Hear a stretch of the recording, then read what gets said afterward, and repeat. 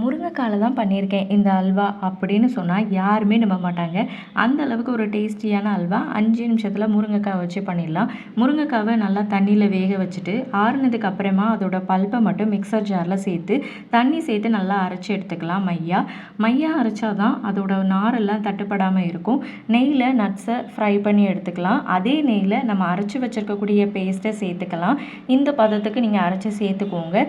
முருங்கைக்காவோட raw smell கொஞ்சம் இருக்கத்தான் செய்யும். அதுக்காக தான் தண்ணி சேர்த்து அதோட ரா ஸ்மெல் போகிற வரைக்கும் கிளறி விட்டுக்கோங்க.